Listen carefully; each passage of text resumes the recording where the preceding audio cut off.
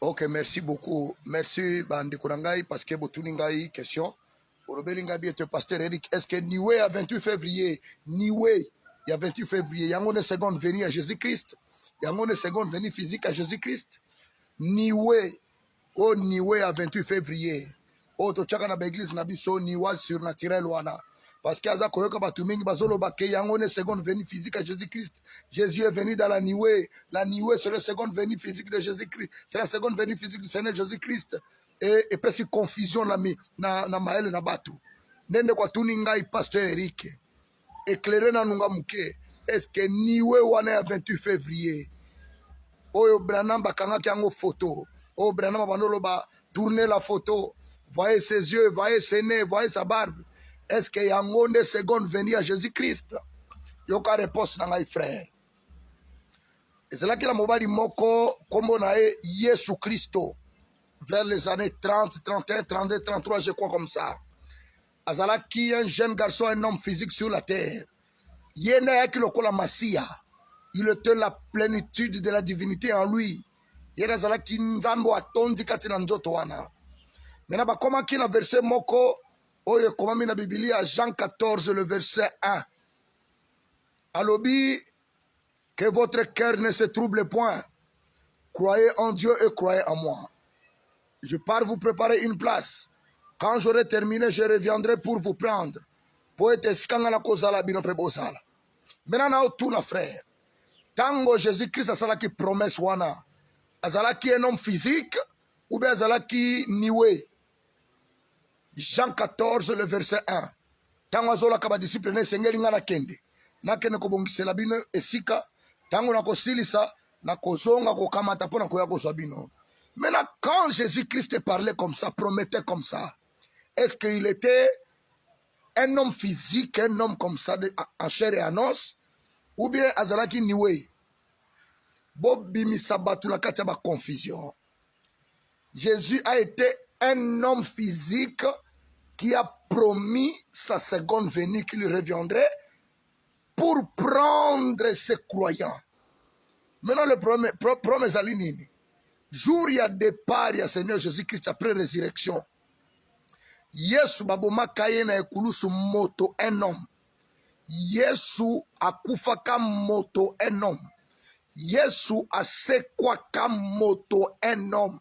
Le même Jésus qu'on l'a enterré, c'est le même Jésus qui a été ressuscité.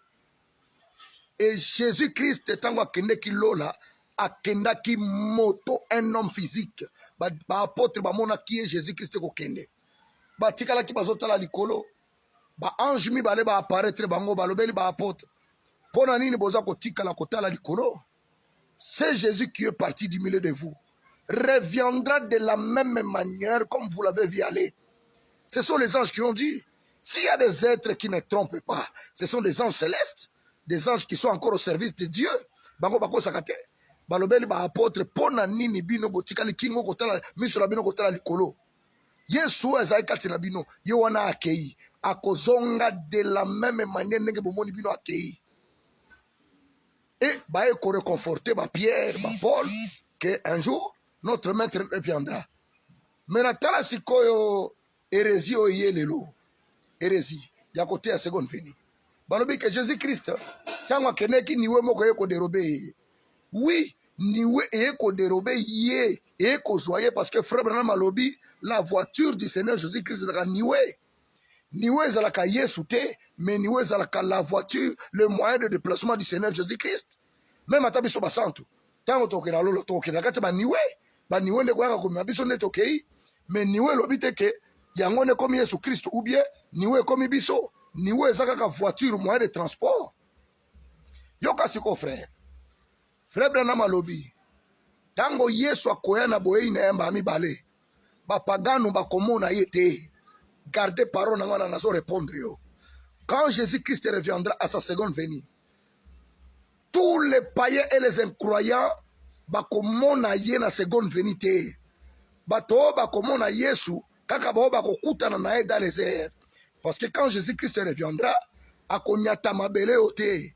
Ma colonne konate sou mabele ote lokola na boye na liboso. À sa première venue, ma colonne enyata ki mabele. Mais à sa seconde venue, ma colonne qu'on a tamabelete à cause de la suspendue dans les airs. Et il va pousser un grand cri. Et maintenant, Tokokende à sa raconte. Frère Branham a certifié à l'objet que tous ceux qui n'avaient pas cru au message du temps de la fin, bakomona Yesu na boye ina na mbalami balete.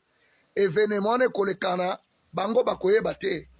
Après l'enlèvement, après le départ, tango batu bakomana ko lukana, nde sikoyo, batu bako situ kama événement c'est le cas qui déjà. Maintenant na otuna yo motuna. Photo ya niwe, photo wane ya niwe. Ezalaki ba chrétien nde bakangaki yango photo ou ba païen. Parce que frère Branham dit la seconde Jésus-Christ quand il reviendra de sa seconde venue, ba pagano bakomona yete. Kaka bo bakozala participant à l'enlèvement, nde bakokuta na dans les airs. Maintenant photo ya niwe, photo wana ya niwe. Banande bakangaki yango. C'est pas frère Branham. C'est pas frère Branham nde a photographe qui photo wana, ils ont frère Branham te. Ce sont des hommes de science, des athées, des gens qui ne croient pas à la parole. Dès que bamona ki niwa joana surnaturel, nde bazui bake ko kangango photo, mais ce n'est pas frère Branham nda kangango photo. Maintenant, quelle est cette seconde venue où bapagano bamoni Yesu na kati ya niwa surnaturel bakangie pe photo? C'est contraire à la parole, c'est contraire à nos promesses. Quand le Seigneur Jésus reviendra, bapagano bakoyeba atate, bakomona yete. Mais niwe batu ebele bamonaka tango apparaîtra na États-Unis, batu mingi bamonaka. Pour vous dire quoi? C'est contraire à l'écriture de la seconde venue du Seigneur Jésus-Christ.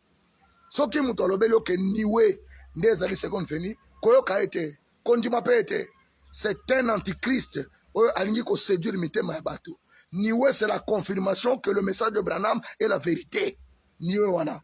Après le départ de 7 anges, ba iko tika la Branham mystère à 700, tango basongaki, ba comme na sika o atmosphère eza bien ezate, ba comme na sika o avion le kakate. Et ba format qui niwa surnaturel wana ou la kesa kelonga Christo malamoko et les gens ont disparu. Bato bakanga kango photo sont des païens. Quand Christ reviendra, ba païens ba komonaka ba koyeba kate. Mais niwe bato bakanga qui photo sont des païens. Botika ko tsa bakata confusion. Que Dieu vous bénisse richement.